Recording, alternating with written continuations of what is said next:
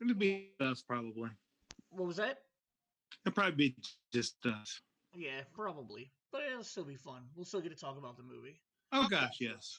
Well, and I'm going to talk because I will be, posting this anyway to the Chain Talks thing for anybody to go back and listen to it later. But tonight I'm drinking Yingling Hershey's Chocolate Porter, which literally tastes like I'm drinking chocolate milk. It is so delicious. And Oh then wow. the way to make it even better is I take Screwball peanut butter whiskey and I add peanut butter whiskey to chocolate beer, and it tastes like I'm drinking a Reese cup. Oh wow. It is phenomenal. You got a bunch of chocolate flavor up front, and then the peanut butter whiskey just sits there in your mouth, and it's just absolutely delicious. You got a little buzz? Yeah, I'll get a little buzz going with it. So, cheers to you doing this with me tonight, sir. I'm looking forward to watching this movie with you. Right. And I have not watched it this year yet. Oh, you haven't? All right. Well, that's awesome. I actually just No, watched it I earlier had today. it on in the background. I had it on the background Saturday night.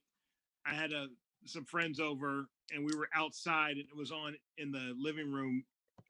But just as background. But I wasn't watching because it was on AMC. So Oh, nice. Yeah, I saw AMC. Like I think it was Saturday or Sunday. Did like 4, 5, 6 H2O, and then 1 was last. Yeah, it's weird how they do the setup on that, and it's going to come up. I think it comes on. It's all this week. It's going to be playing up through all till Halloween, obviously. But it's weird how they put them in order. But they really emphasize they play 4 a lot. Do they really? I think that's probably because it probably does well in viewers. But I just wish they could bring back part 2. Yeah. You know what I mean? I'm glad they left the Rob Zombies out this year. Yes. But they added in a lot of other movies that I've not seen on the Fear Fest lineup before, which is cool. But nice. And it's really weird. Psycho plays, I think, tomorrow or the next day, one time, very late, and that's it. I'm like, why would you play that in the prime time where people can watch that? Yeah, that sounds pretty lame. AMC, I remember a year or two ago, they did some really... one of the times they showed all the Halloweens backwards, it went like 6, 5, 4, 3, 2, 1 one year, and I was just like, how does that make any sense? Why would you do that? Yeah, like, you can't watch it in any continuity of any way. Yep. So yeah, they've done some weird stuff before. But it'd be fun, they need to bring, and it may be a license thing or something, but they need to bring back part 2. They need to throw Season of the Witch in there. Just for kicks, so... I do plan to... Season of the Witch is the one that I hardly ever watch, but I've decided I'm going to watch it this year. Oh my God, it's so bad, it's good. Yeah, probably for the first time in like 10 to 15 years, I just haven't watched that one at all. But I would love for them to throw some old school staples in there, with stuff from like the 80s, like, Terror Train and He Knows You're Alone, Happy Birthday to Me, just some weird April Fool's Day. Some crazy shit like My Bloody Valentine, the original. Sure. Just for old school sakes, Fright Night. If I remember right, I know April Fool's was like this. Was Happy Birthday to Me the one where it was like it was all fake at the end? Like I know April Fool's. That's April Fool's Day. Okay, but wasn't Happy Birthday to Me like that also, or am I remembering wrong? I don't remember that one being where it was fake at the end. Okay. I knew that April Fool's was, and I thought for some reason there was another one that was like, in the end you find out it was all fake, but maybe not. I could be making that up. All right, man, you ready to hit play on Halloween? Yeah. All right. Just tell me when to do it. I'm going to do a countdown. We'll go 3, 2, 1, and hit play. All right, so I've got a black screen at the moment. I got the Compass Pictures release now. Mustafa Akkad presents.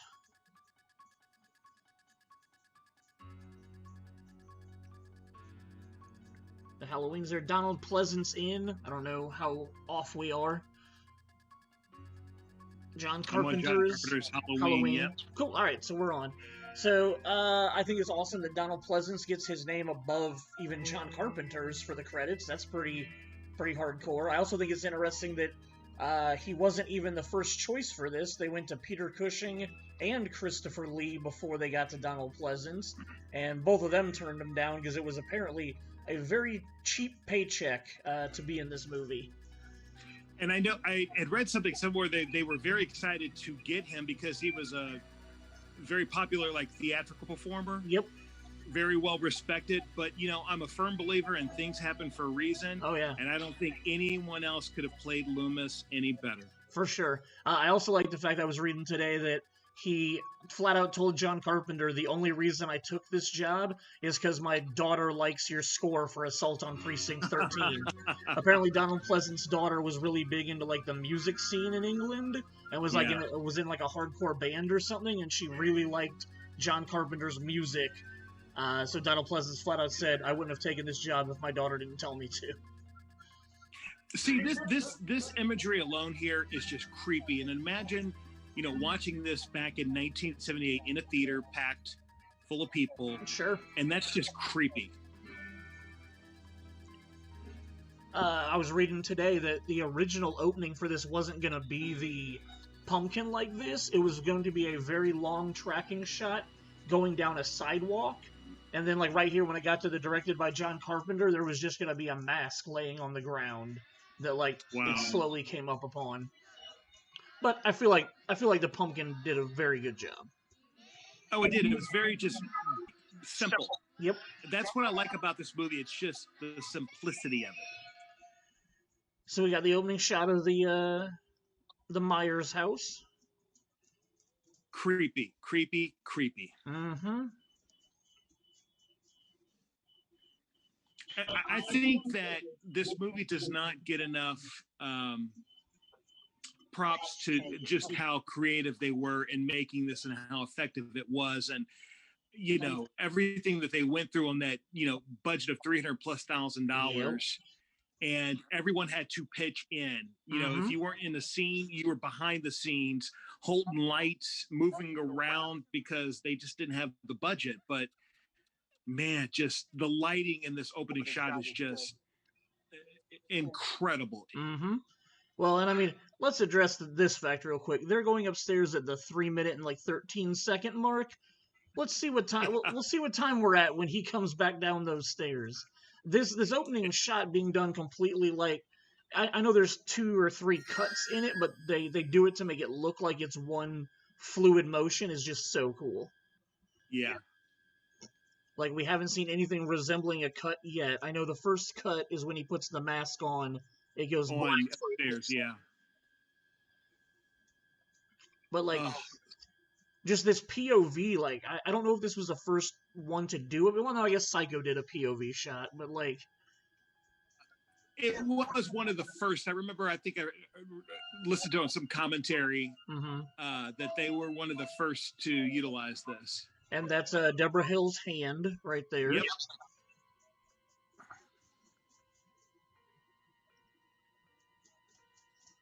I didn't think about it then, but in watching the movie years later and today, thinking just how small this house was. Sure. Well, and like the tension that builds up, like now we know we're definitely, in the eyes of a killer. We've now seen it pick up a knife, but we have no idea what we're actually like. We have no idea who we're actually watching, so we just assume it's some adult-type character.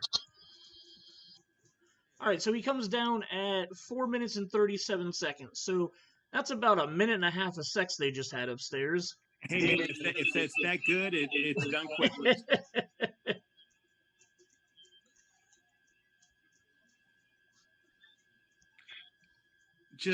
Just beautiful. The eeriness with the music, and that's where this is one of those movies where the music, the score in the film makes the movie. And if you didn't have the score, it just wouldn't be as effective. But when you put them all together, it just is mind-blowing to me. Yeah, and then there's the story that John Carpenter tells about his first friend that he showed it to, like a female friend of his.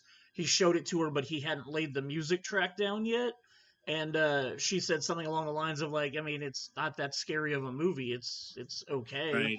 And then she went opening weekend and watched it in the theater with the music, called him up and was like, the music made that movie.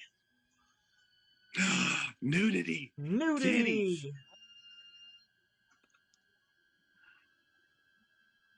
I just remember I was 5 years old when I saw this in theaters, and just this opening scene alone just terrified I mean, like, why did my mom drag me to this movie? And like, just I gotta sit through this. Well, and this is one of the only deaths in the movie where you actually see blood. Yeah. Most of the other deaths, you don't actually see any blood. And I had heard somewhere too that, you know, once they started doing the sequels, you know, because once this came out, then all these other horror movies all of a sudden just start pouring out. Sure. But they got more violent. Yep. And so that's why you start to see more violence. Friday the 13th came out while they were getting ready to film Halloween 2, and Friday the 13th was a huge success. So they were like, well, we need to have more violence like Friday the 13th. And here we get the big reveal that we've just got this little boy with a knife. Totally throws. And Mom just puts her hands in pockets like, you know, yeah. I would be screaming my head off. Well, but you know, the thing is they haven't been inside yet. They don't really know what happened. Like, I mean, in for all they know, he could have cut himself. Like, until they go inside. I'm wondering why the director said, you know, put your hands in your pocket. Like, we need to have a discussion. It would be more of like a terrifying reaction to why are you holding this knife out here? You know, sure. Like I thought that was kind of played down a bit. So now we jump ahead 15 years. And we have a car driving. There's going to be all kinds of time to talk about all the homages to Psycho in this movie, but naming the nurse Marion, which was a character's name in Psycho, and Marion, I believe, was the one that was married to Sam Loomis in Psycho, so that Sam Loomis' name was completely ripped from Psycho. I can't remember if there's somebody with the last name Crane in the movie. I can't remember, but I know there's a lot of Psycho references in the movie. The only thing that ever bothers me is their gibberish. I think Carpenter mentioned something about where they're driving is some spot in L.A. and they just kept looping around. Oh, nice. Are there any special instructions? But I mean, look how just creepy, man. Yep. Like the rain and barely being able to see what's going on. Yep. I will say that I was extremely happy in 1998 when they brought this exact actress back for Halloween H2O for the opening scene. Oh, yeah. I thought that was perfect to bring her back. And then she's back in the sequel coming up next year, too. Oh, really? Okay. Yeah. Yeah, they're awesome. bringing everybody back. So she's back. And she's married to, still currently, Rick Rosenthal, who was the director of Halloween 2. Oh, cool. That's awesome. Yeah, she's married to him in real life there. But yeah, she'll be back for, I guess it would be Halloween Kills. Yep. As nurse. Which we should have seen this last weekend. It was supposed to be out in theaters. Really, really kind of sad about that. We should have had the next Halloween chapter in our lives already. Oh, trust me, I reflected on that this past week. So now we get these creepy scenes of just random people in white stuff walking around. When did they let them wander around? Shouldn't we put... Donald Pleasance just always knows what to do. His character just never questions himself. You know, I know Michael Myers is like the star, you know, obviously Jamie Lee Curtis too. Sure. I mean, but Michael Myers is, you know, the one we talk about. But to me, the creepiness of Halloween, and particularly in watching it years later, came to be Dr. Loomis. Sure. He was so effective. Donald Pleasance so effective in this role. The guy right there. The guy right there that jumped up, that is essentially Michael Myers in most of the movie. That is Nick Castle, who went on to direct The Last Starfighter. He was a good friend of John Carpenter's and literally was just coming to the set to hang out with him. And John Carpenter was like, you know what? Why don't you just be the shape for us? Like, you're tall and lanky. Yep. Like, just go ahead and be Michael Myers for us. And then right here, when he cracks the window, I just read, I can actually see it now that I know. He has a wrench taped to his hand that is painted flesh color so that when he smacked the window, it would guarantee to shatter it. And now that I know that, I can actually see the outline of the wrench on his hand. That's hilarious. Nick Castle also directed Dennis the Menace, the movie too. Yes, he did. I feel like he had one other movie right after Dennis the Menace. I can't remember what it was, but he had like 3 movies that I had heard of when I looked at his directing resume. All right, so we go from night to day. We're in Haddonfield on Halloween, AKA California with fake leaves falling. right? Yeah, because it's really funny with all the trees are, yes, literally every tree is just green, but all the leaves on the ground are the plastic leaves that they spray painted orange to make it look like leaves have been falling out of the trees. But if you actually look at the trees, they're all green and they're all full. And I'm wondering if there's one point where you see a palm tree in the background at some point. So here's our only time we ever meet Laurie's dad. He doesn't even come to the hospital on Halloween 2 to find out if his daughter is okay. Right. It's funny how the parents just disappear in all the horror movies, you know? Mm-hmm. It's like they're nowhere to be found.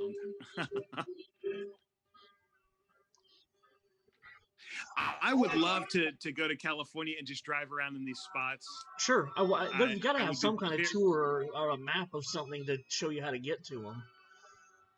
I would just be very camera happy and be giddy. Sure. Wonder how many of the locations are still either look the way they did then, or if they've been like renovated or remodeled or anything. I saw someone a week or so ago had posted something, the spot where she is on her way to babysit and she sits on the stoop with the pumpkin. Yeah. There was a couple that posted a picture on that same stoop. Oh, that's awesome. I just saw a couple weeks ago. Yeah. So here we have the very young first incarnation of Tommy Doyle, who was then later played by Paul Rudd in 6, and who I really wish was going to come back for Halloween Kills, but instead we're getting, what's his name? The guy from the Dead Zone. Anthony Michael Hall. Anthony Michael Hall, yeah. But look at that house. Yep. Well, and it's really funny because apparently this is what the house really looked like when they picked it for the filming location. So for that opening scene when they filmed it, the crew had to actually make it look like it was a nice and livable house. Yeah. So I wonder if they shot that last. That would be the smart thing to do. Oh, and we already know that Michael's back at his old house already. Yeah. You wonder, like, the kid here, who obviously is a grown man now. Sure. Why maybe did they originally maybe approach him to come back for Halloween Kills, but, you know, maybe just thought, okay, he doesn't look like he would, you know, sure, that wasn't fit. You know what I mean? You wonder why they didn't use him, the original, because they're bringing back the original Lindsay Wallace. Oh yeah, I did hear that. That's right. Yeah. Lindsay Wallace, so yeah. What's her name? Forgot what her name. Kyle Richards plays Lindsay Wallace, and Kyle Richards on Real Housewives of Beverly Hills now. Oh, is she really? Did she marry somebody famous? No. But he's a famous realtor, but not a. Oh, I got you. Okay. So if I remember right, here is our buddy that shows up in Halloween 5 or Halloween 6, and this is the guy that's the head of the cult, right? Because I thought that guy on the left. Yeah, the guy on the left. I thought it was Loomis's buddy from this movie that turns out to be the cult leader in the 5 and 6 movies. It could be, but maybe they switched actors, because I know the actor you're referring to with the silver hair, who's in number 6. Yeah. But it could be the same character. They're just different actors that are throwing me off. For some reason, I thought the last time that I watched 6 or whatever, I was like reading the trivia about it, and it said that it was Loomis's buddy from the first movie that it was. But again, that was trivia that I read a long time ago. I'll never forget when I saw this. I never paid attention to him standing there. I just always thought she was looking at the car, but his face was so small that I didn't pay attention. for years. And then finally I picked up on it, and I was just like, how can I miss that? Sure. Costain wrote that fate was somehow related only to religion. But I know, for movie sakes, they have to make things dramatic and whatnot. But it's just like, sure. imagine like looking out the window, somebody staring at your ass, Yep. like how you would really react to that. Well, and I mean, like, A, how did he know that she was there? And like, how did he know that was the exact window he should stand out in front of? And then he just hightailed it out of there really quickly. Well, but then, like, so the car is gone, but he's obviously still... Well, I guess that was high school, and this is probably an elementary school. So apparently he had to drive over to the elementary school so that he could get out of his car and start walking around so that he could run into Tommy. It's funny when you watch this now, you find flaws in it. It just kind of, it worked back in the day, but then you find flaws years later. But then it kind of made sense when, in the sequel where they're like, well, it's his sister. Right. And because in watching this back in the day when you didn't know there was going to be a sequel, you just thought some crazy nut just stalking these babysitters. And it's just like, just that randomness was scary enough, just so some random guy. For anybody watching, this is how bullying happened before the internet was a thing. You just, stood in front of people and said shit to them. And then, for whatever reason, he's all of a sudden following Tommy. Right. With the fake leaves on the ground. Yep. He just has really good luck that he's following the kid that his sister's going to end up babysitting. And the truth be told, that's the one thing that bothers me about the newest version of Halloween, is the fact that they don't acknowledge Halloween 2 happened because they don't want them to be related. And I would understand that if John Carpenter and Deborah Hill didn't write the sequel also. Like, that was obviously John Carpenter's intention, was for them to be family. Right. So that's my biggest complaint with the newest version. Like, I did enjoy the newest version for the most part, but I just hate the fact that they decided to write out part 2. The newest version, I thought, when I first saw it, I had to process it, because it wasn't what I wanted it to be. Sure, I agree. But the more I watched it, the more I'm like, I like it more and more every time I see it. And now I watch it like, oh, this is great. Yeah, I agree. And there are things I still wish they wouldn't have done or could have done better. But I think that hopefully that's what we'll get in Halloween Kills and Halloween Ends. So hopefully. I appreciate and love the fact that Loomis drives a BMW. Being a BMW driver myself, I enjoy that. It's crazy that he had 5 days of filming for 18 minutes, but he's still so important to the movie. Oh, sure. Oh, very effective. I mean, again, we focus so much on Laurie and Michael Myers, but truly in this film, to me, he is the most effective and memorable character of Halloween to me. It's just his obsession with Michael is so scary itself, and Michael's scary, but to me, Loomis is actually scarier almost. Interesting. That's interesting to look at it. Thank God he stopped at the phone where this vehicle was at. Right, not where. So originally watching Halloween back in the day, you're so focused on Michael, but over the years you get smarter and more intellectual, and to me, it's Donald Pleasance and Dr. Loomis that makes Halloween creepier. What about him? Because he's the only one that doesn't freak out in a sense when he sees Michael. He's very calm and because he knows him. Everyone else sees Michael and freaks out, but yet you've got Loomis, who is this, I'm talking down to you, I'm trying to, sure, whatever, do some psychological stuff, and it's just kind of but everyone else kind of flees and yells and gets scared of Michael. But Loomis is not scared of Michael. No, not at all. I'm surprised, in all honesty, in the last 40 years, that nobody has decided to do, how they just did that Ratchet series on Netflix for, a prequel to One Flew Over the Cuckoo's Nest. Why somebody hasn't tried to do, a young Loomis. like do a 10-episode series of Loomis in his 20s or 30s when he first started dealing with Michael Myers, and you get like some crazy kid teenager actor to play young Michael and just have like a psychological debate between them for 10 episodes. I'm surprised nobody has You know what? done anything like that. It's 2020. Everything is streaming at this point, and they've got these other 2 Halloween movies to come out. If they're huge successes, I would not be surprised if that still wouldn't happen. I can't believe that nobody has done anything like just to cash in on the property. Yeah. Oh, this is a scary moment to me here where, some guy in a mask just drives by and then stops at a halt. Yep. God, I was freaked out. I remember always thinking, like, is Michael trying to decide if he wants to back up? Or did he just stop to scare? Like, I'm trying to think of what Michael was actually trying to do by stopping. Like, did he just want to kind of scare him to make him think he was going to back up? Or was he actually thinking about backing up?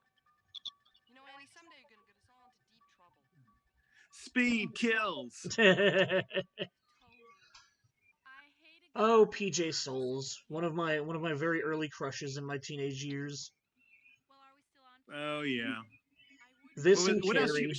She was in Stripes. She was in Carrie. She's in Carrie, yeah. And a lot of other things. Yeah, this and Carrie were really the only 2 that I cared about seeing her in. Well, you really see her in this one. We really see her in this one. What's the word she uses in this a lot? Totally? Yeah, totally. I think she says totally. Yep. Some of these shots, the shots themselves are beautiful. Like, you've got the street and the trees and then them. Like, there feels like there's a lot of negative space, but it's still beautiful. It's still beautifully set up shots. Yes. I mean, even like right here, like it was so wide and they were small, and then it just moves into them and they fill the shot. Right. Well, I like that there's all this space and it's not just cramped. I mean, he wants you to see the surrounding. Yep. He wants you to see all those trees that do not have orange leaves on them. Oh. This shot is just great. Oh, and he just steps classic. behind it. Yep. Oh, it's so good. Classic stalker classic. Well, and I love the concept. I love the concept throughout this movie with the girls, where, like, Jamie Lee Curtis is the only one who's not preoccupied with other stuff, where she pays attention. Like, Annie was just digging in her purse and not paying attention to her surroundings, so she didn't see him there. And, like, other times in the movie, like, the girls are just preoccupied with either their boyfriends or doing the laundry, like, where they don't see what's actually going on around them. Right, exactly. But Laurie is just always... That's a good point. Laurie is just always so keen and paying attention that she sees... Like, she's really the only person that sees Michael throughout the movie. And that's why she's the survivor. The last girl.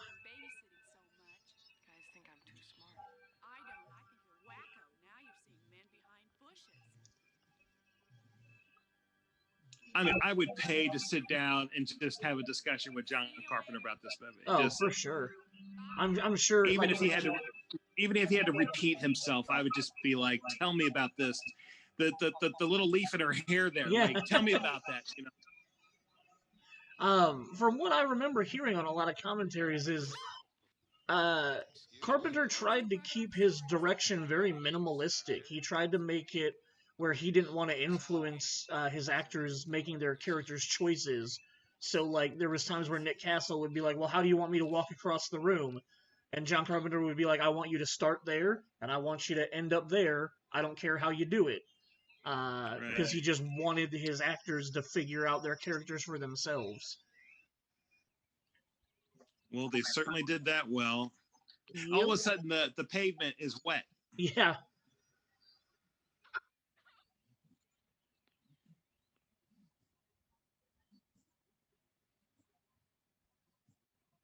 not even sure what she was looking at there. Like, I didn't really see anything that was out of place. Are they trick-or-treaters? Oh, there we go. Yeah, she was hearing them. Yep. Very early trick-or-treating. How fun. Oh, yeah. How fun would it have been to just be on that set making that movie and everyone is just giving their all, because of obviously the low budget and not knowing where this was going to end up as far as like, future cult status and stuff. Sure. I mean, like they're just making this movie and they had no idea what an impact it'd be. Oh, there's Michael. Oh. And then he's gone. And just gone. Yep.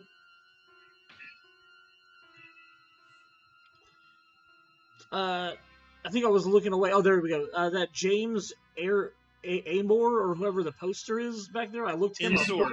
Ensor. I looked him up the other day and found out that he was a French painter in like the early 1900s that used to paint people wearing masks. Like all of his people that he painted always wore masks. Ah, good catch there. Yeah. Well, I had to look him up because I was like, why is this poster like? For 40 years watching it almost, I never paid attention to like who that was. So I just looked him up the other day and I was like, why is this guy's poster there? And I'm pretty sure it's because he was famous for painting people wearing masks. I should do that more often with, just kind of trying to pay attention to props like that and then looking up just to see the connection. You know what I mean? I don't think know that's the rotary phone. My grandmother used to have one of those, man. A black rotary phone? She had black, a green one, a tan one. She had the whole collection, man. Even up through like the mid-90s until she moved from her house. Oh, wow. Classic. You'd be in the midst of dialing and then you have to stop and start. That house design is just weird. Dude, that was exactly what I was just thinking. I was like, that is a really weird house. Two giant windows above the garages. Yeah, it's just so flat looking on that side. Now, as you come to the corner, it's got more character. I like that. But I don't like that the side of it. It was just, I guess that's how it was in the 70s in California. It must be. Yeah, so this is the shot that I saw somebody post a week or two ago on the street here. And the house still looks the same in their photo? For the most part, Okay.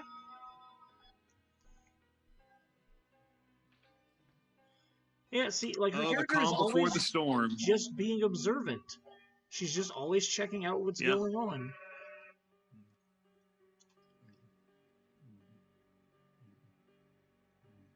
And now we got there's Annie. Annie rolling up in her rather not. So let's see, this was 78.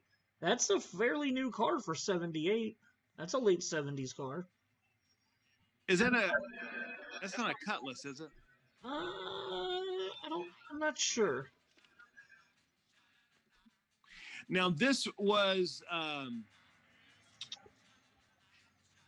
this is the scene where at some point Don't Fear the Reaper is played in the background, and it's how I was introduced to the song and associate with Halloween. So when I hear Don't Fear the Reaper, I think of Halloween automatically. All the time? So. That's awesome. Yeah, Blue Oyster Cult. Yeah. Row 18, plot 20. Now, here's one thing I always thought was kind of funny. What's up? And again, you didn't pay attention to this in 1978, but years later, Judith Meyer's grave, it looks a little small. It looks like a pet dog's grave. Okay. So pay attention to this and let me know what you think here. It just looks, or it looks like a small child. And I know she was a teenager, but really teenagers have some height to them. Sure, you know she what looks I mean? pretty tall when she got stabbed. Yeah, so let's take a look at this and see what you think here.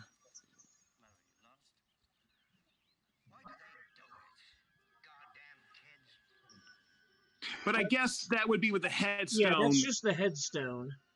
See, back in the day, I'm like, that didn't look too small. Yeah, no, I think that's just where he pulled the headstone out of the grass. Okay. Yeah.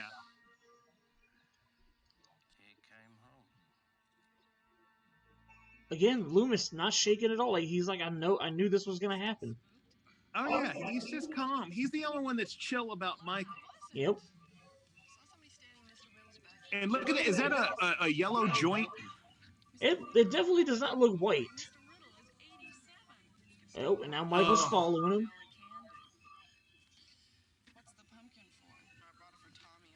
I would always scream at the TV like, he's behind you. Yep. He's behind you.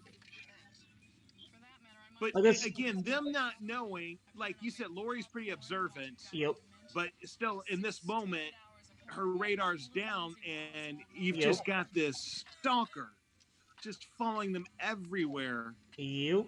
And like, we know that, but they don't. Like, if Annie just looked up in the rearview mirror, she'd be like, "Oh, it's the guy that I talked shit to earlier."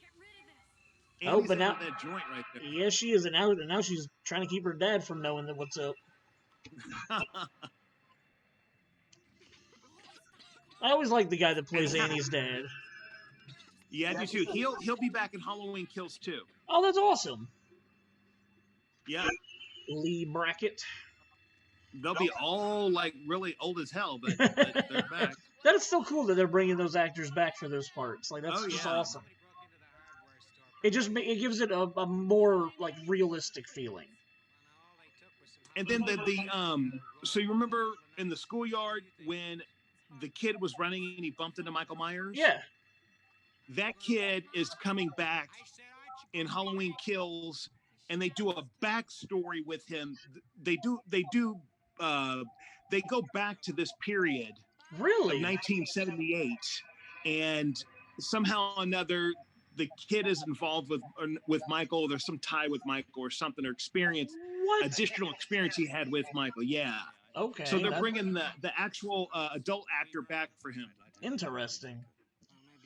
All right, so now we got our regular cop teaming up with our resident badass. And you notice Michael on the left, right? Yep. Oh, it's just so awesome, like, knowing those. Yep, there he goes. And he had that damn mask on still. Mm-hmm. What's the matter with you? I think he knew. I'm sure he could smell it. No, he didn't. So people always kind of bring up the fact that at one point here, it's all of a sudden it's going to be dark. Mm-hmm. And I'm like, that maybe the chicks just rode around until it was dark, Well, I mean, let's be honest, man. It only takes like 30 minutes for the sun to go down right now. Like, once we start hitting dusk, it gets dark pretty quick. So, like, it's a Midwestern thing. It's set in Illinois. But they're driving around and, like, all of a sudden it's gonna be dark here in a second. But it's like, well, they could have just been rolling around, just smoking their joint. You know what yep. I mean?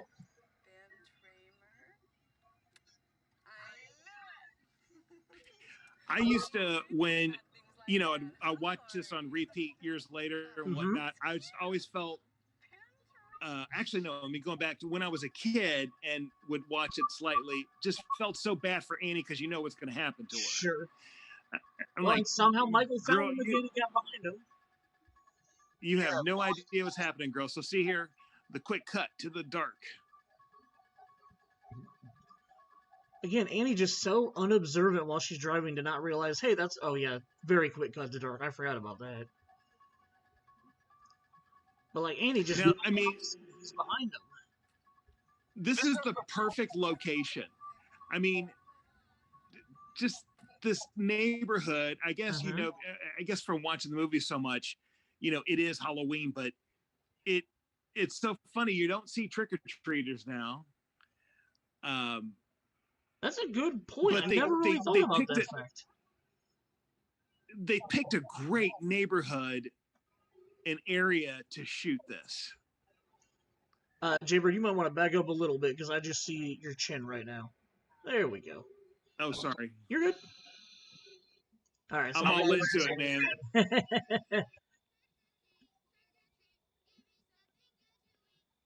And again, you have no idea why this guy is just doing this.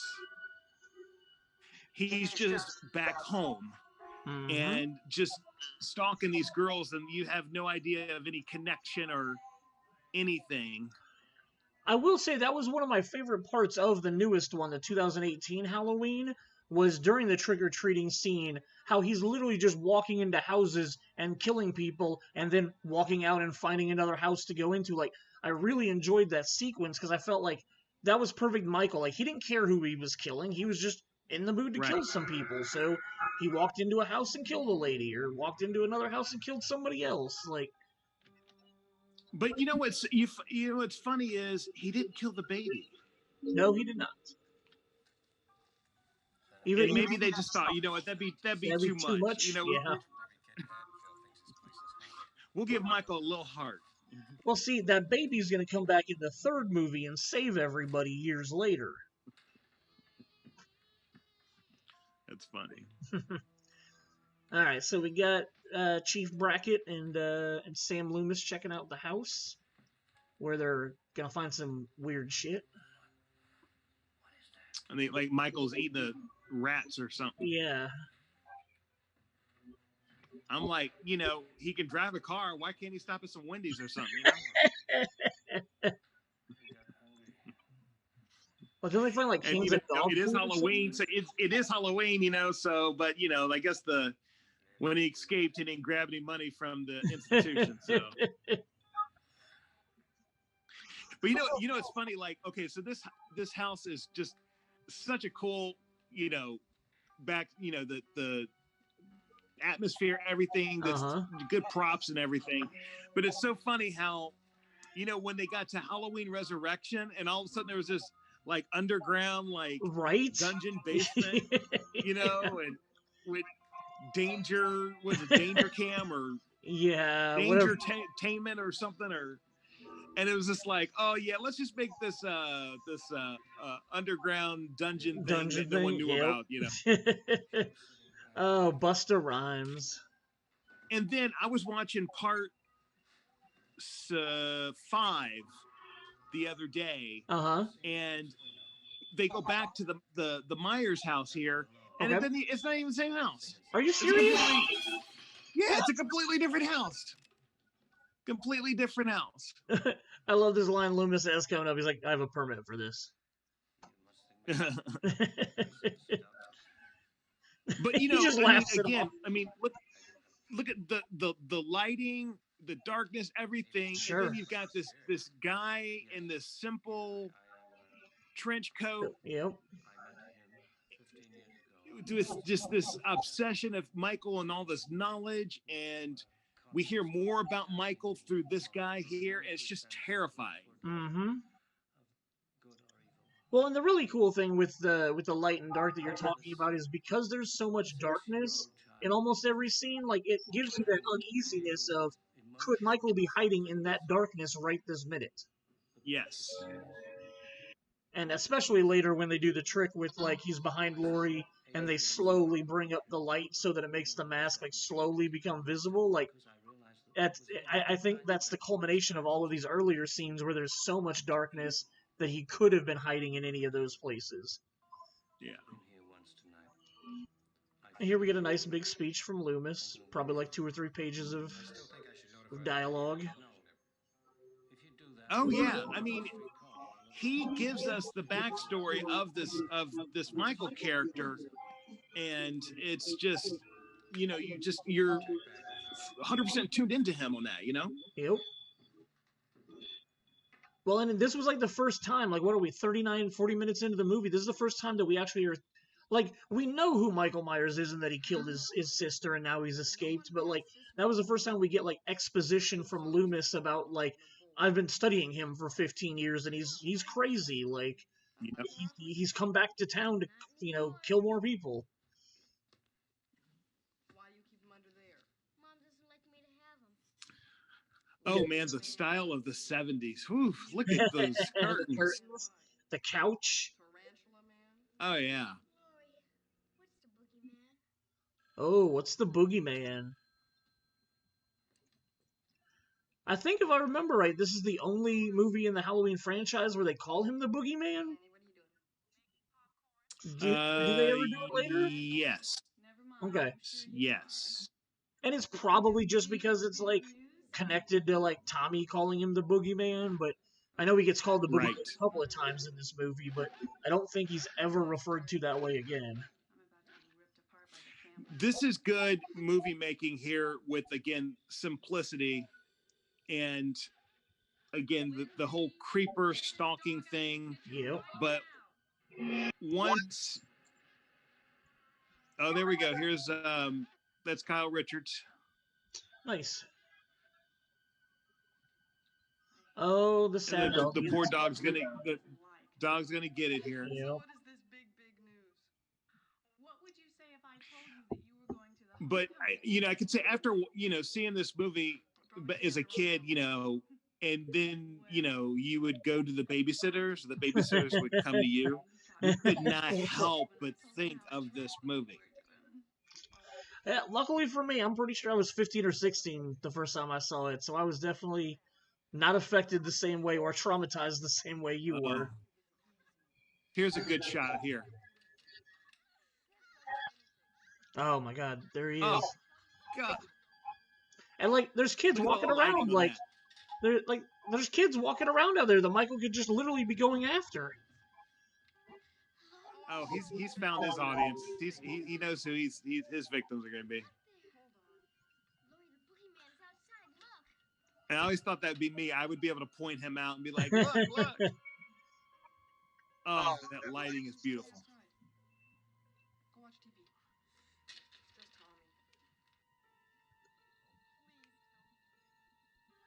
Tommy. Yeah, it's So right here, this is good filming right here. Mm-hmm. So he shows up. This is where he breaks the flower pot, and then there's these little subtle moments where she's, again, as you mentioned, she's not really paying attention, Mm-hmm. and Apparently you just people see get him their roaring bras in the in background here.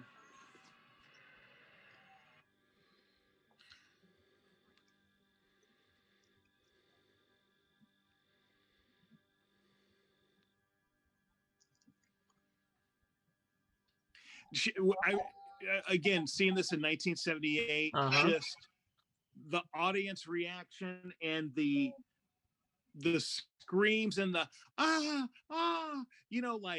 watch out kind of, especially girls where they'll be they're watching something where it's like the main character is not paying attention and they're like screaming because it's like, turn around.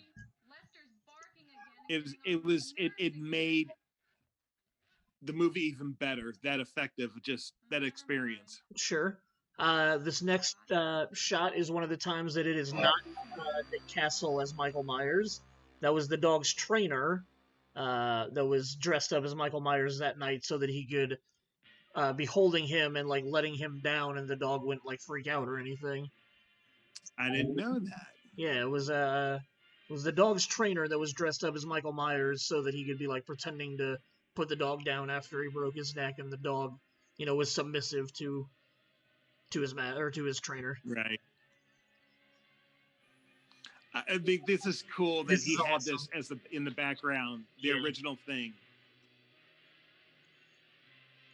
And Carpenter loved that. Oh yeah. Went on to direct it 4 years later. The remake, in '82. Yeah, 82, came out in '82. Which I just watched that last night again. Nice. That is such a good movie. It is. It still holds up.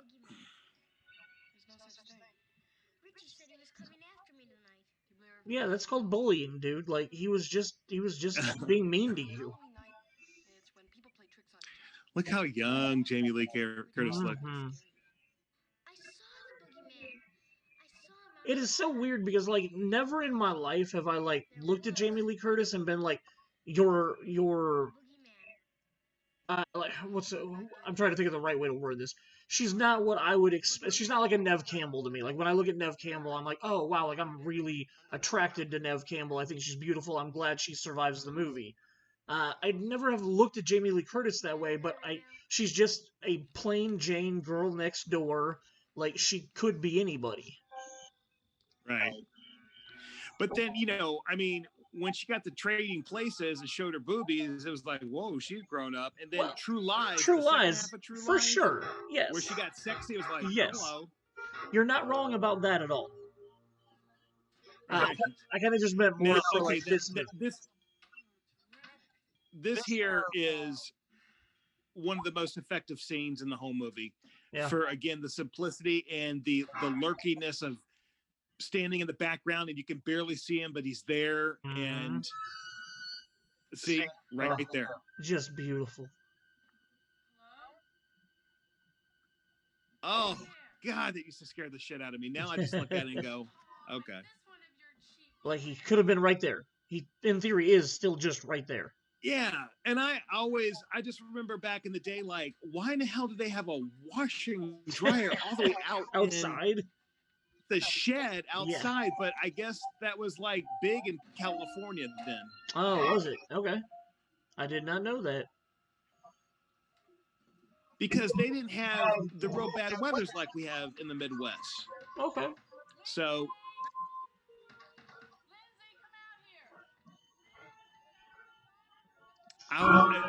Lindsay, come and help her. She's too busy watching TV. In modern days, this would be kids on their cell phones. She'd be too busy on her cell phone. Exactly. She is all into that shit. Like, she doesn't even want to answer the phone. You see him? You see Michael so right there? Oh, it's so good. Here's the thing I don't understand. What room, like, doesn't have a, like, you can't unlock it from the inside? Like, what room locks out? Well, that, I think it's just adding the drama to the horror movie, really. Sure. I was way overthinking that. That was my bad.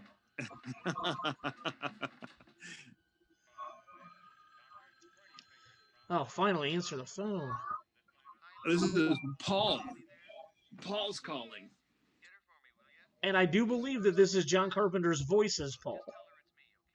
Oh, okay. I didn't know that. I think it is.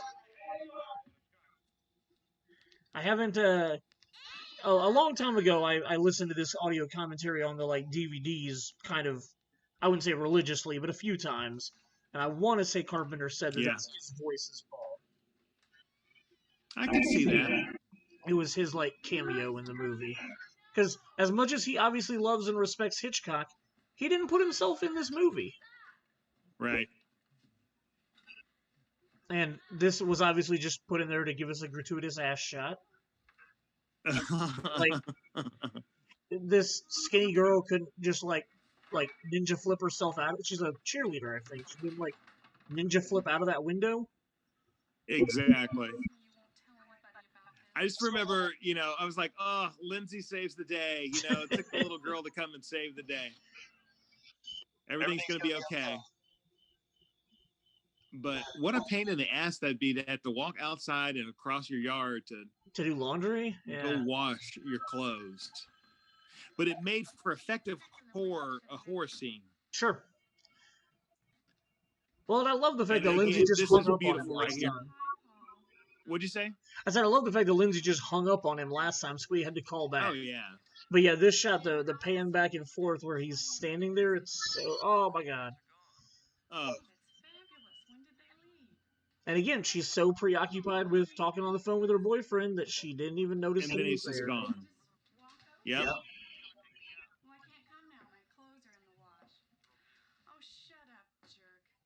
God, I've got a shirt on. That's all you ever think about. Quaker Oats got a little plug there. That's not true. I think about lots of things. Now, why don't we not stand here talking about I mean, just look at the 70s, man. You got the brick with the oven. It's very outdated. Why are you sitting here with all the lights off? I don't know. Well, come on, get up. I'm going to pick up Pa. I always wonder, like, you see all the props that they've got around, like, do any of those props exist anywhere at this point? You know what I mean? Like, sure. Did they get thrown away, or did somebody take them, or? Yeah, like where would they be 40 years later now, basically? I guess it'd be 42. Yeah, that TV's got to be in a landfill somewhere. Yeah. Or, those plants right there in the front of that house, are those plants still at that house? You know what I mean? Or yeah. were they all ripped up and, you know what I mean? Just... Yep. Oh, That was bold of Michael these to little pop up that zingers, soon. these little zingers that Carpenter puts in, the little sting music and such. Oh, so good. I do obviously love the fact that the door, it's very obvious later in the movie, but the door opens one way on the inside, but then when the outside shots, it swings the other way. Other way. Yeah. Good eye. Yeah, it's really noticeable later when she's trying to get into the house coming back from across the street. She's pounding on the door, and then when they open it to let her in, it opens one way, and then it cuts to the inside, and the door is open, like hinged the other way when she walks in.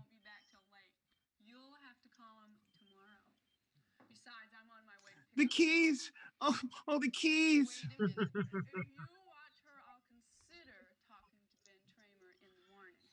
Well, like, what kind of emotional blackmail is this? I might get you out of your date if you do what I want you to do. Something tells me that, you know what, if Annie lived, I don't know, they would not be friends in the future. You don't think so? As close of friends. Sure. As close as friends, no. Man, that's something funny to think about. Like, I never would have thought about, like, would all three of them still be friends, like, after this fiasco, if they had all survived it? I don't think so. I think they would have all kind of gone their different ways, you know? Sure. Lori definitely would have gone, you know, like, I mean, I'm not in touch with anybody from high school, period. Nobody? Nobody. Nobody. Wow. A couple from college, but that's about it. I kind of, once I was out of college, developed my own new set of friends outside of school, you know? Oh, I'm like, don't go back to the car. Don't go back to the car. Like, how different would her life have been if she just couldn't find the keys to the car and she just couldn't go get him? But, you know, it's one of those, she's making a bad choice in life. She's deciding to put her responsibilities as a babysitter behind her, and she's deciding to go and have sexual intercourse with her boyfriend. And so Michael Myers isn't a fan of that. And it is foggy in the car now. Awkward. Oh. Oh. Her death is always like, I can't lie. Terrified me as a kid. This is terrifying, but when he actually kills her and like her head is like sliding down or whatever, like I think it feels so cheesy. Like, terrified me as a kid. Here in just a second. Like we get like the cracking sound in a second. Yeah. Oh, she's dead. And then it's just like her eyes are big and he lets her go. And then it's like, I don't know. That just is so cheesy to me. Now, I didn't pick up on this till years later, but notice when he is bringing her back to the house, the side of the door that the house is on, that he walks in the door. Okay. Well, if you look to the right, it's the end of the house. Oh, so okay. When you see the front of the house, when he carries the body back in, to the right of the door, it's the end of the house, so there couldn't be any living room there. But when they show the inside of the house, there's a whole big living room on the right side of the house. That is something I've never noticed. So check this out. So we'll see here when Tommy turns around and sees the boogeyman here.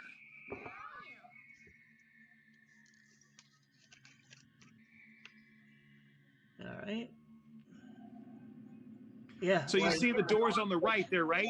There's a tiny, that's maybe the end of 3 the house, feet. Yeah. But the living room is to the right of the house. To the right of the door when you go inside, you mean? Yeah. Yeah. That's a good call. Yeah, there's probably only like 3 feet clearance on that right side of the door.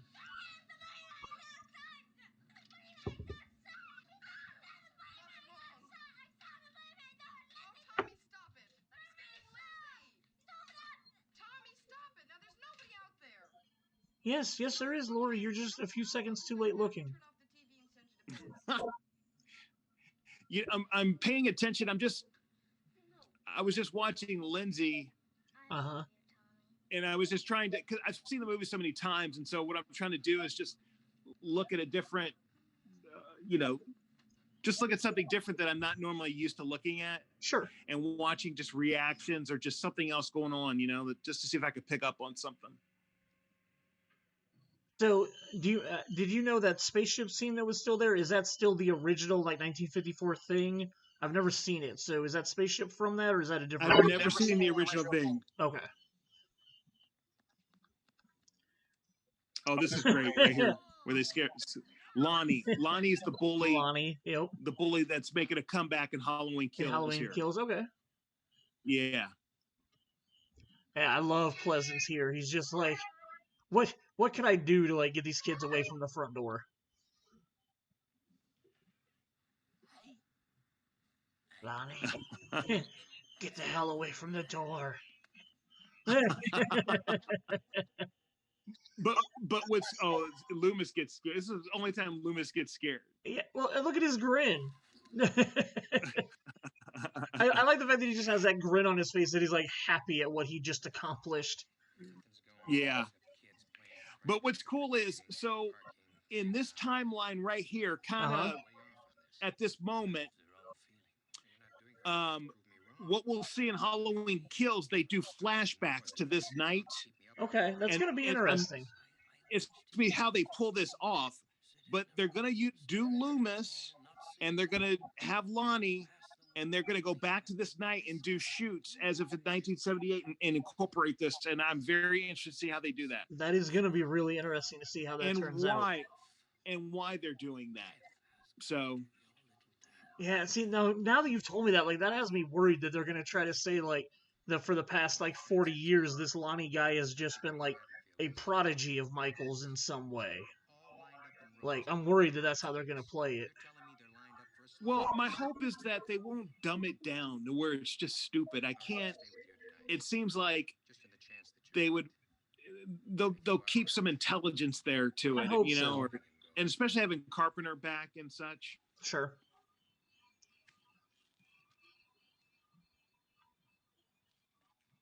Oh, Loomis, you got a long night ahead of you, buddy. Oh, yeah. All right, so we got PJ Souls finally showing up with her boyfriend. Bob. So I found this out not too long ago, that PJ Souls at this time was married to Dennis Quaid, so they offered the role of Bob to Dennis Quaid, and he wanted to do it, but scheduling-wise, they weren't able to work it out. Oh, wow. Bob was he doing, like, Breaking Away or something? Dennis Quaid, I'm not even sure. Then the other funny story about that is PJ Souls and Dennis Quaid went to a public screening of Halloween on opening weekend. And so when she says the line, "Do you see anything you like?" the guy sitting directly in front of them said, "Oh, yeah, I do, baby," like yelled it out loud to the screen. Dennis Quaid leaned over and was like, "Do you want me to kick his ass?" And she was like, "No, like, I enjoy that. Like, I like the fact that that's the reaction that I got." To see they walk in the house, and then all of a sudden there's this living room to the right. Yep, you are so right about that. Look at that wallpaper. I don't remember Andy. You know what? Andy didn't turn the lights off. Michael turned the lights off. Oh, did he? Because he carried the body back. Because Andy came in and got the keys and just walked out. But Michael brought her body back in and turned out the lights. He's such a nice guy. It was very considerate of him to lower their electrical bill. Yeah. Oh, and then we get the music that we know he's watching them. There he is. Oh. Such a beautiful shot, just like pulling back like that to reveal him. Yeah, and you don't even see all of it. It's just like his shoulder. Mm-hmm. All right, so we're back at the Doyle house now, which is kind of the boring part of the night. But it kind of, it's kind of necessary so that it creates the anticipation, Sure. Because the movie's short anyways. For sure. which is good. It has really good pacing because it is short, but it kind of feels, because of just like how slow and chill it is and how like there's a lot of slow burn with Michael, like it doesn't feel like an hour and a half, but like I think it's just really well paced. You know, that's funny with this movie. There's not a lot of um, murder in it. I think it's just some of the dialogue in the movie. You know, with Loomis and these occasional like stalking moments. You know, Mm-hmm. and the building up to it and the creepiness of the music. It just because there's not like a lot of blood and murder in this movie. Nope, not at all. But it's the stalking part of it that's horrific. Of just For some sure. weird creep in a mask, knowing not where he's going to pop up or what makes it effectively scary. Well, and again, much like Carpenter's obsession with Alfred Hitchcock, before those 1980s slasher movies, like Hitchcock always said that whatever your mind can think up is worse than anything I could ever put on screen. So like Sure. the terror of, oh, there's Michael standing there, what's he gonna do? Like what your brain starts thinking of what Michael could do is way worse than anything they ever could have shown us. Right.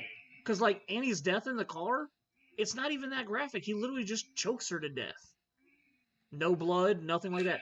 When Bob gets stabbed, but it's the fact that here she gets in this car and he comes out from the back seat. You know what I mean? And it's just like the idea of somebody being in the back seat of your car and not knowing. Yep. You don't have to show blood. That is scary alone itself. Have you ever slept with a jack-o'-lantern on your bedside? No. No. Okay. Neither have I. But and I what's kind of funny is like they had to. I'm gonna just say the characters brought that up because I don't see why the owners of that house would keep that pumpkin lit next to the bed. Right. So I'm just gonna assume that they brought that into the room. Oh god, the shadow on the wall, it's so good. And again, the teenagers are too occupied to even notice it. Mm-hmm. Teenagers, my ass. These are college students. Well, sure. Oh, saw some nipple there. Oh, yep, there's more nipple. Yeah.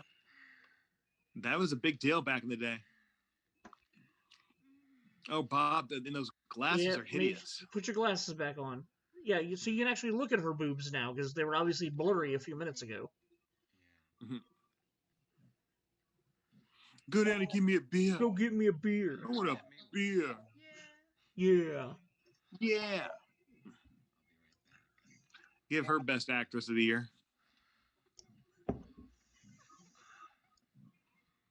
And then here we get to the, I guess, shift in the film where all of a sudden, it just amps up.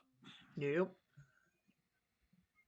And I love, the pacing of it. And like you had mentioned, earlier, just a little bit ago, that it's not gore and scare after scare after scare after scare. It's like this slow buildup and these small minor things that just all come together and make it so good. It's just tension. Like right now, you're like on the edge of your seat. Like there's so much darkness in this kitchen. Like Michael could be anywhere. Yeah, you see the door right there? Uh-huh. So I have a door that's in between my kitchen and my laundry room, and it looks just like that. And so nice. I'm like, I'm never getting rid of this door because it looks like it's from Halloween. Oh, that's great. And here is the scene. Oh. Lift him up, stab him to the wall. Oh. What about Bob?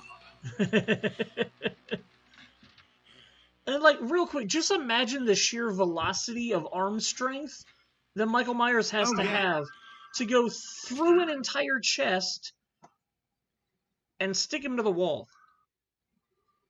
And watch, here's the infamous head lean or tilt. and no blood. No blood. I can't believe that knife Oh. is sticking out that much and still, like, I mean, inches wise, that's only probably like an 8 to 10 inch knife. Like, that should be handle all the way through him to get into the wall. Yeah.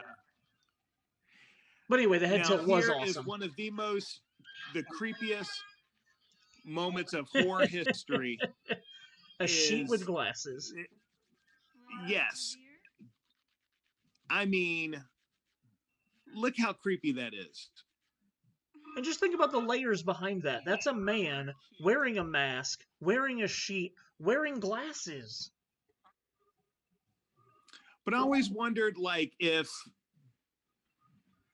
that really Nick Castle? Or is that somebody else filling in? I think Nick Castle did it most of the time. I think like a good 80% of it was him. Obviously, when he gets demasked, that's not him. Like I said earlier, the trainer was in it. There were 7 people total in this movie that were the Shape at some point. But like that includes Deborah Hill in the opening scene. That includes the guy that's only there for like the mask to get taken off. But yeah, there was a total of 7 people, I believe, that played the Shape. But I think the majority of it was Nick Castle. So, I mean, like, this here is that whole build-up there with the dialogue with her. And I mean, people were screaming their heads off in theaters back in the day on that. I mean, yeah, the dramatic tension that's created in this scene, knowing that that's not Bob, but she has no idea. And then now it sounds like she called for her to listen to them having sex. Sex.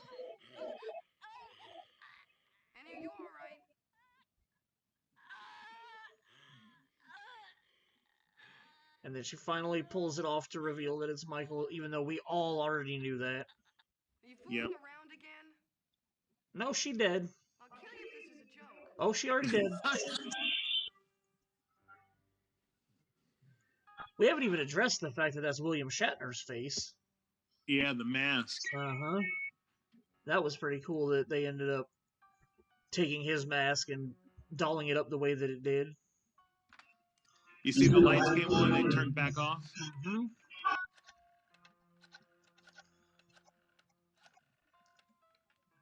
There's that rotary phone again. Now, see, my parents had that, like, peach color, like, beige, peach, light, whatever color it was. Salmon, there we go. Yeah, that's the color that my parents had when I was growing up. Oh. I'm just trying to imagine, you know, again, back in the day when this premiered and people were going to see it and such, like, what babysitters were actually feeling at that moment when it's kind of like, you know, when Fatal Attraction came out, you know, and it scared the shit out of, you know, guys from not, you know, cheating or whatever, you know, or not wanting to cheat.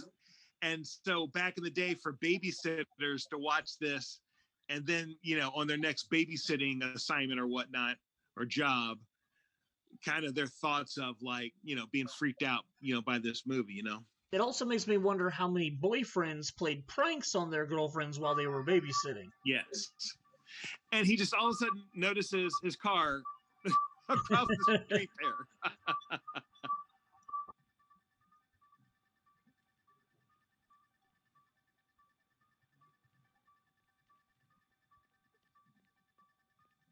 I think the neighborhood plays a great character in this movie. I can see that. I don't think I've ever really thought about it that way, but I can definitely see how it would be influencing. Well, and you know, it's kind of like they could have been in another neighborhood, and I could have said the same thing about that, but maybe I wouldn't have, you know. Sure. Maybe it wouldn't have been as effective and such. But I think all the props that they use, the locations, the props, settings, everything just all fit with this movie. And, you know, you could have always replaced it with something else, but, you know, it is what it is. And it worked. All right. So this is a great shot here. Yep. Something's going on that just doesn't seem right. And I'm going to walk into this. It kind of looks like a Scooby-Doo van right there. Well, and it's like I really enjoy the tone and the feel, probably with the music in this scene, where like she's walking over there, but she's not entirely sure that she should be. Like you can see her face, total casual, like yeah. But again, it goes back to her observation earlier is paying off now. Sure.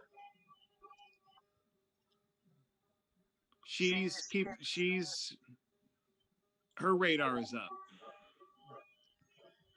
I like the wind action there. It just looks like a creepy Halloween night. Uh-huh.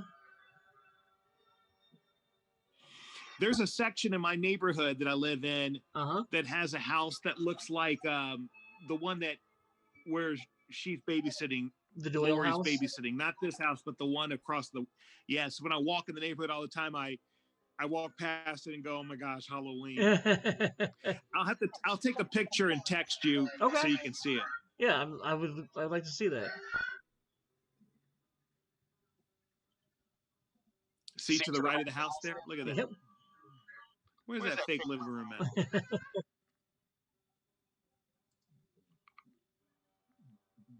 Oh, Lori, you're about to experience some stuff you don't want to. See, even this right here, just panning, watching her just walk casually, and I love when she walks around to the back area of the kitchen. Mm-hmm. I mean, this is just good shooting right here. With the door creepily wide open. Yep. Like Michael's like, come on, bitch, come in. I got a trap set for you. And Bob used to be right there on the wall next to you. Hopefully Michael cleaned up the blood. Not that she's going to turn on the lights or anything, but... I thought he had knocked the plant over. I think there was 2 or 3 of them hanging. Okay. Yeah, I think when he knocks it over, there's still like 1 or 2 hanging next to the one that he knocked over. Heaven forbid you turn on any lights in this house while you're wandering around.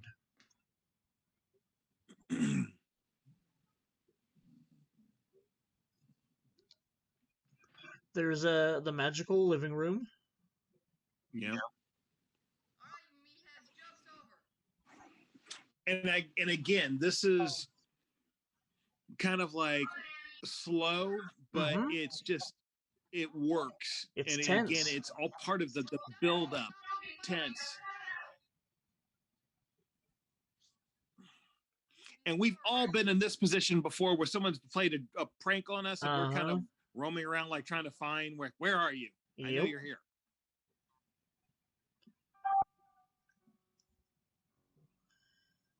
Oh man, again, like it's like, right now, her life is just regular, normal, and in just like 30 seconds, it's gonna just completely flip.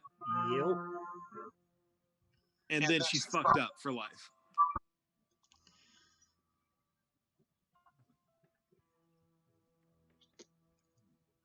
That's an ugly floor pattern, but down there. Well, I really enjoy what they do with the this POV shot when she's walking up the stairs. I feel like it does a good job of putting you like in her shoes and what she's seeing. Yeah. And like it helps with how slow the movie is going. Oh, we have some light coming. That's got to be good, right? Yeah. Here is obviously where my friends are.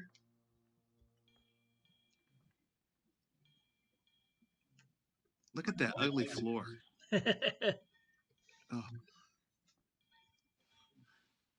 Oh, love this. Love this. And now, at an hour and 15 minutes in, it is going to be life-changing for Laurie Strode. And that's it. Her life has changed. Yep, Judith Myers. Which, again, this just doesn't... resonate the same if Laurie isn't also a Myers. Right. Well, that's what I'm interested to see, what in these next 2 Halloween films, what if they may tie some things together, you know? Yeah. Oh, Bob! Oh, no! All of a sudden, the door's just open with bodies coming out. Oh, my God! I'm still wondering, like, did he tie Bob's legs up? Like, why was Bob swinging like that? Best movie shot ever in a movie, the history of all films. Oh, this is so good. Oh, it just brilliant. Slightly becomes available and then oh, that's a good shot too. Oh, and that's the fastest. And the music kicks in. Yes.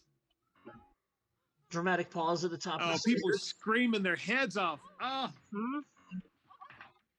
Oh, in the movie theater, people were just screaming their heads off. Well, girls just. I know, people look at this movie today who have never seen it before, and they just kind of laugh at it, right? But sure, man, in its prime, it was scary as shit. And it's funny how over time that changes, Yeah. And I wonder, and you probably talk to more people that really watch movies than I do. What today really scares people? See, that's the thing. Like today really scares people. It's all that spirit stuff and whatnot, like The Conjuring and like those kind of things. Yeah, like a lot of the kids at the movie theater, like when I talk to them, like that's like that they find like the possessed dolls and things like that creepy. Like I'm not even sure that Saw is as creepy as it was like 10 years ago to kids. And I admit, I actually like the Conjuring movies, except for I did not like The Nun. I was bored with The Nun. Gotcha. But I like all the other ones. But yeah, I mean, but they have no idea what effective simple horror is. Yeah, exactly. I mean, even like back in the day, Friday the 13th was scary. I watch Friday the 13th now and just laugh. Oh, for sure. I totally agree with you on that. But back in the day, that shit was scary, man. Okay, here's the scene I was talking about. Watch this scene when she runs up to the Doyle house. She's going to be knocking, and it's going to, like, you can see the door handle right there is on the right-hand side. So when it opens, it's going to open with the hinges on the left. But then when it cuts to the inside, the hinges are going to be hinged on the right. Okay. Oh, audience is screaming. Yep. They're screaming. He's coming. They are screaming. Oh, thank God that plant woke Tommy up. I have to find that video online where they had someone recorded an audience watching Halloween back in the day. Oh, nice. Yeah, if you you can Google that audience watching Halloween or something, and it's there.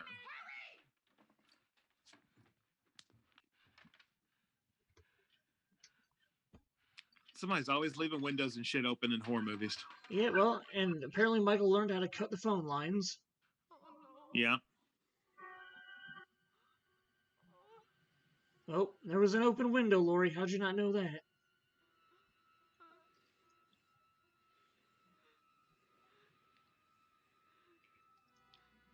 More device cowering in front of a big dark area. Probably not the best idea, Lori. Oh, thank God Michael missed. Oh, thank God you stabbed him in the neck. Oh, that's it. She got him. All right, he's dead. Oh, he falls down. And then just falls down. Great lighting there. Yeah, still playing with the shadows and the darkness and...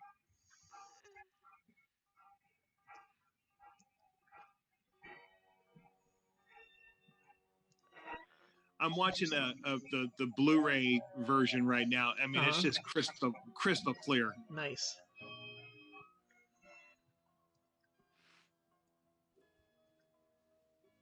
I'm thinking, like, did they not have any more furniture in this house? Just that one couch, and that's it.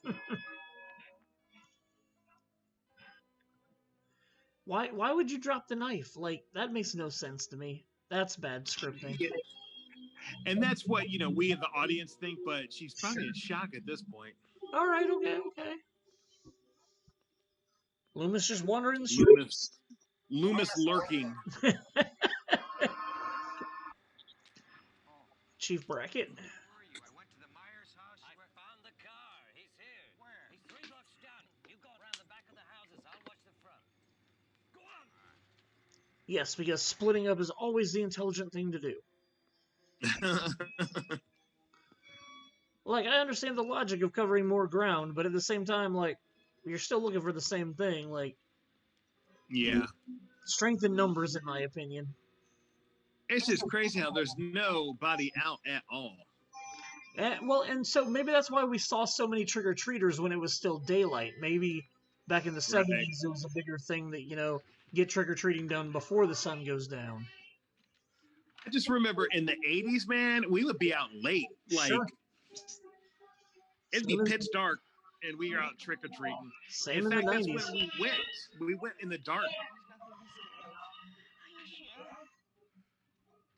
Oh, so good here. This is excellent. Oh. Oh, there he is right behind you.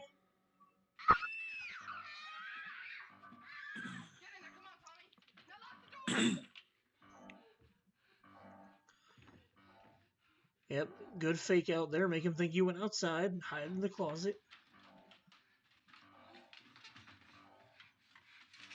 Although, I just feel like she should have been, like, she's a smart enough girl. She should have been more aggressive when he had his back turned to her. Like, yeah. Her hiding like this just doesn't do it for me. I don't know. Well, she's got to be in a tight space, kind of closed in with the guy coming after her to create more drama, Yeah. And this also does kind of, make me have fear of closets a little bit too. These type of that type of closet paneling. Sure. On the outside with the folding closets. And I mean, it does lead to this great sequence of him breaking in. Oh, sure. I mean, that is terrifying right there. Mm-hmm. But I must say, they hardly have any clothes in there. That is a fact. There's a couple of pieces behind her, but yeah, it's a pretty empty closet. There's not a lot of clothes in this closet. Oh, that is scary. No more wire hangers! Pull a mommy dearest on it. Oh, right in the eyeball. Grab that knife, bitch. Stab him a few times. Be aggressive. Be aggressive.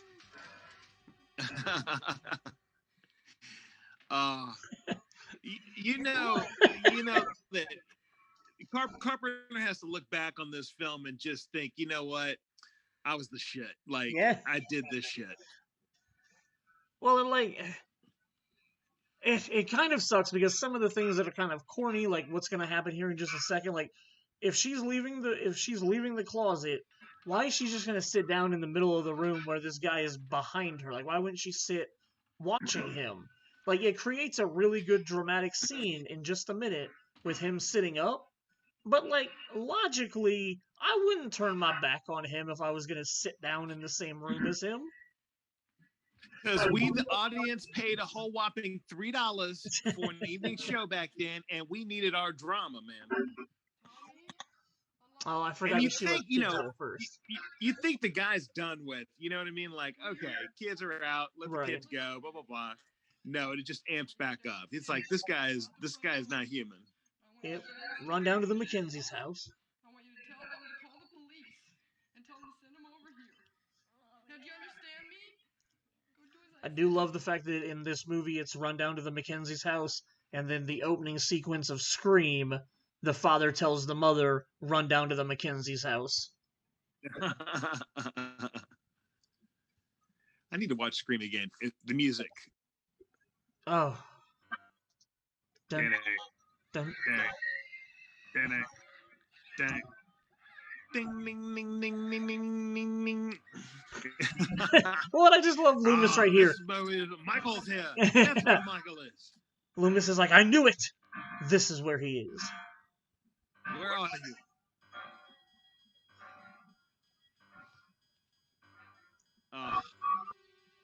It's like, how can you not, even if you don't watch like it all the way through, how can you just not have this on in the background during the month of October? You know? Sure. Well, and it's like, why does Michael wait till like she's slowly walking, and then finally he attacks her? He's just got to creep up on her and shit. And now we get some weird dude. Tony Mellon or something is his name. Tony Moran or something like that. I can't remember his name, but there's one bullet to Michael. This is a good shot. This is scary too. Look at that. 2, 3, 4, 5, 6. Okay, there was only 6 bullets. For some reason, once upon a time, I thought that he actually shot 7 bullets from a 6-bullet gun. Now, this here, when he shoots him, I assumed this was in the back of the house. But in Halloween 2, play the end of this again. Okay. Out the window, but only it looks like he's falling out from the front of the house. And I'm trying to figure out, this looked like the backyard. It didn't look like the front yard. Up the stairs, to the left, the front. Yeah, I feel like you're right. I feel like it should be the backyard, I think. But in part 2, he falls out the front of the house, and then Loomis runs out to the front of the house and looks down on the lawn, and you see his body print there. That's weird. Yeah. And so the audience has lost it at this point. Everyone's freaked out. He's missing, gone. No one's even thinking of a sequel at this point. They're just thinking like, this guy's on the run. What the hell? Yeah. The music's going, and then you can hear him breathing throughout now. Well, and I absolutely love all of these shots that it's got at the end of the movie. It's just literally like taking us back through the journey of, this is where you came from. These are all the places that we visited with Michael, and like, these are all the places that Michael affected while he was here. Right. And then we're gonna end on the shot of the Myers house, and then it's just Halloween. Brilliant. Brilliant. And I know people get tired of me going on about this movie, but again, it's just the simplicity of it, and as effective as it was, it's dated a bit, but it's still effective. Yeah, and I mean, it deserves all the praise. Like, as much as certain things don't... there he is, Tony Moran. That was the guy's name.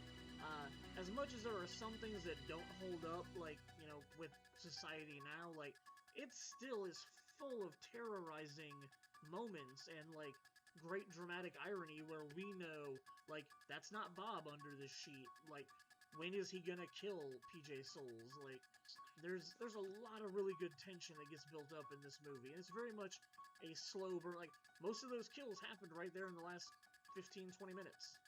Right. But that build up was all part of it and worth the wait, you know? But then I agree with you that a lot of the later sequels, as they went on, fell into the we need Michael Myers to kill 10 to 15 people a movie. And have it be over gory or anything. That's one thing I could not understand with even the updated recent Halloween film. Mm-hmm. They were trying to tap back into this period, you know, the simplicity and whatnot, and I couldn't figure out why they had to go violent with it. Forbidden Planet. There we go. Forbidden Planet was that spaceship scene that I was asking you about. It was obviously Forbidden Planet. Sorry. Yeah, No, it's okay.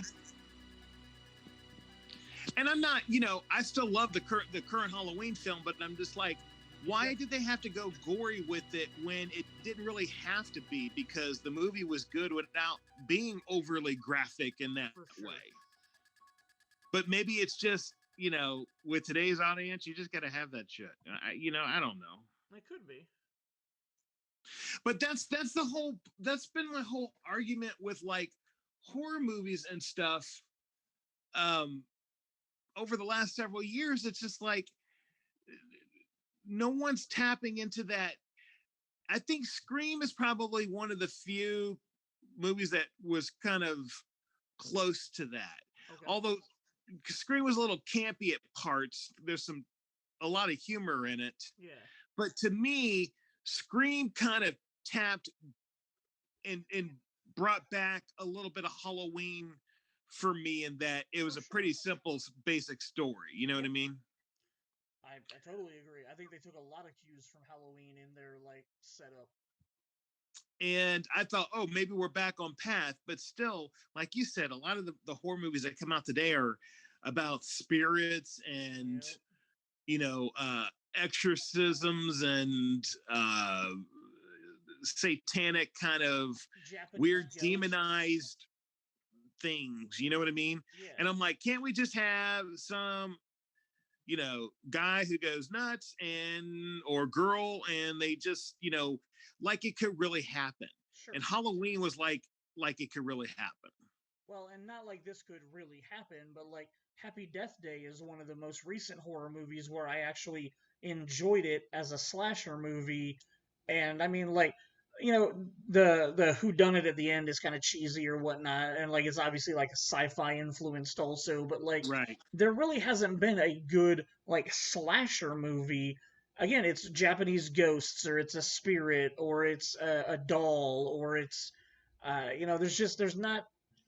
Maybe the most recent Chucky, like the newest Child's Play, was okay, but then again, it was just still spiritual though. Not the remake. Like, the remake was just like a it was a reprogrammed Buddy doll. The original Child's Play was the spirit. I like the original Child's Play much better, but I mean, like, think about the movie. Like, what is it? Is it When a Stranger Calls? Okay. Yep. Babysitter wouldn't work today. Right, but still, it's something that goes on in today's world. That could be really scary, but it's not dealing with like spirit shit. Yeah, but again, like as much as I like the original, like even the remake was kind of blah because they even had cell phones in 2005. So, like. Yeah. That one was just kind of like, oh, it's coming from a cell phone. Like, we can't trace the cell phone. Oh no.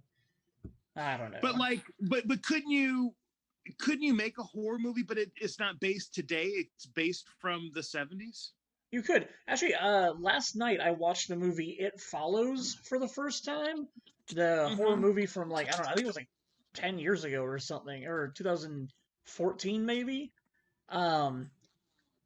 I really enjoyed the fact that they never tell you what time period it is, and they give you no hints throughout the thing, because like the opening scene has a girl on a cell phone, but then throughout the rest of the movie everybody's talking on like landlines, and then like there's cars from the 70s in the movie, but then there's also cars from the 90s in the movie, and it's like they literally give you no timeless. Yeah, like there's every time somebody's watching TV in the movie, it's on a CRT TV. There's no flat screens or big screen TVs or anything like that. Like, I just really enjoy the fact that that movie just played with time to make sure that it could be a timeless kind of movie. And I was really impressed with that when I watched it, because I was like, what year is this taking place in? And like, you never get to place it. I've seen that once, and I can't even remember it all, but I just remember the reason why I watched it was because everyone was raving about it. Sure. And it's kind of, I think over time it's going to end up being a cult film. But so people really like that movie, but I can't even remember. I just like remember little parts, so it wasn't that effective for me. But I need to go back and rewatch that though. So yeah, it's a spirit demonic ghost story. So like I don't love it, but I was impressed with some things in it. I don't. Well, that was a cheap ass budget on that movie, so. Oh yeah, But it looked good though. it did. So yeah, I wish we could get a good slasher movie like. And the problem was I think what killed the slasher genre was when they started doing all the remakes of slasher movies, like My Bloody Right. Valentine got remade, and I don't know, Friday like the 13th got remade. Friday the 13th got remade. I think they're remaking it again, if I remember right. Like, yeah, they just. I wish somebody would come up with a good, smart, like real slasher movie. Um, that would be enjoyable, like Halloween was. Like, have a lot of good tension in it, and just like be creepy and still have a plausible whodunit in the end, or don't even have a whodunit in the end. Have the person get away with it. I don't care. Like, as long as it scares me, because like that's the thing with like the ghost and spirit movies. Like, they don't really scare me because like I don't really believe any of that shit could really ever happen. But when you Right. give me a character like Michael Myers, which is literally just a dude stalking people, like I believe that could happen for sure. Right. So like Yeah. I want some type of modern horror that's more like that, with like a good stalking, like realistic person doing these things to people. And I just don't know when we're ever gonna get that.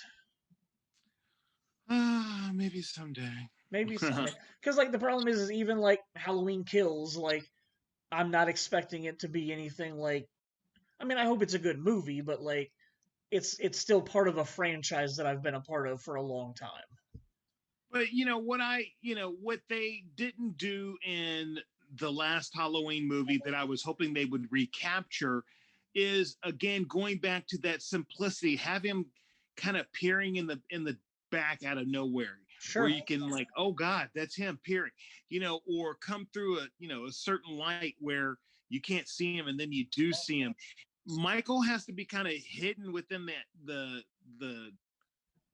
in the atmosphere there, and then just kind of peer out. You know what I mean? Like, it just comes out of nowhere, and I just kind of feel like it's just like, oh, there he is. And it's like, no, go back to that real kind of suspenseful, like, you don't know where he is, and then he just peers out of nowhere. You know what I mean? Kind of horror, instead of just jumping out of whatever.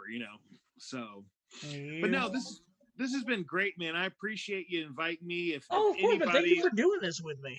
If anybody loves this movie, it's me, and I'm glad that you chose me to do some commentary on it. Oh, for sure, man. I loved hearing your perspectives and thoughts on things. It was a great time. I'm really happy that I've always got this to go back and listen to for us talking about the movie. So I think if body that watches this, and anybody who's just a big movie goer and such, there's always going to be that one movie that had an effect on you. And for me, ever since I'm 47, and ever since I was 5 years old, this movie's had an effect on me. And throughout my life, it's had a different effect and change on me. And the worst experience turned into my favorite film of all time. That's so awesome. I loved reading that story when you posted it. Just hearing about how terrified it had you when you were younger, until the point where you finally rewatched it at like 17, you said 15, 17, somewhere in there. Oh, it was about like right around starting college, so 18ish or so, when I'm like, I gotta watch this, And I did, and I was like, oh, okay, I got through that. Okay, not so bad. Oh, this is really effective, Yeah. And then I jumped into it and got obsessed with it, and kind of broke it down and reflected back and my growth over that time and how I was able to change. But I guess that's the whole point of, with R-rated movies, and the whole saying of, not suitable for children, kind of makes sense. But I'm glad I had that terrifying experience, because having that experience helped me get to the point to where I saw the effectiveness of the film. Nice. Yeah, that was I love the fact that for like 13 years it literally terrorized your mind, and then you just fell in love with it when you watched it later. Like, that's so cool. Do you have a Halloween poster framed in your house? Oh my gosh, yeah. I'll show you here. I assumed that you would. Yeah. Let's see here. Let me get some light on here. I'll let me turn this Behind you! here. Behind you! Let's see here. Okay, let me turn this. Okay. We have a couple here. It's so dark. I don't know where Michael is. Uh-oh. Oh, there's light. So, this is my Oh, office. wow. I don't think I've seen that poster before. That's nice. Oh no, did you freeze up? Are you on your Wi-Fi that sucks? There you go, you're back. Oh, wow. Yeah, I don't think I've ever seen that poster either.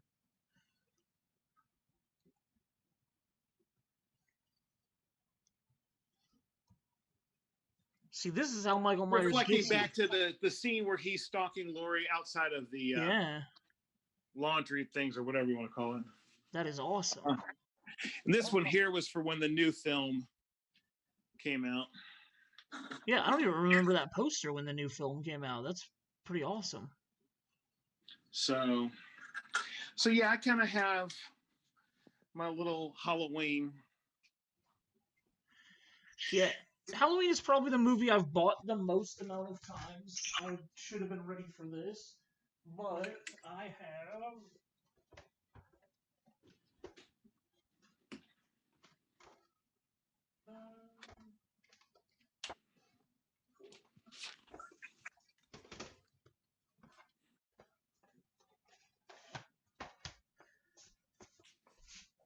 I mean, my pocketbook is telling me that I don't need to buy any more Halloween movies. Yeah. Meaning like the same version over again. But yeah. I mean, you never know what specialty things they add to it and stuff. Exactly. I've got the 2-disc version that came out at some point. It was a collector's edition. I got a numbered. Oh crap! There we go. I got a numbered version of this one. Then I've got the 25th anniversary DVD. Oh, wow. And then I've got the... Oh, that's Halloween 2. Then I've got the 35th anniversary Blu-ray. That's the one I watched tonight. Nice. Yeah. Somewhere I have the 30th anniversary also, but it's not apparently in a normal place. But yeah, I got the 25th. I'm down to I think the 25th anniversary of the DVD. Nice. And then that Blu-ray one that you just showed. And I gave my other copies... I gave my other copies to people because they'd never seen it before. I'm like, Here you go. Here's my gift to you. Oh, I do. Oh. I forgot to go to my VHS section, so this was the anniversary edition. This would have been the 20th anniversary VHS tape. Oh my God, that's a VHS? That is a widescreen VHS. Oh, take the tape out.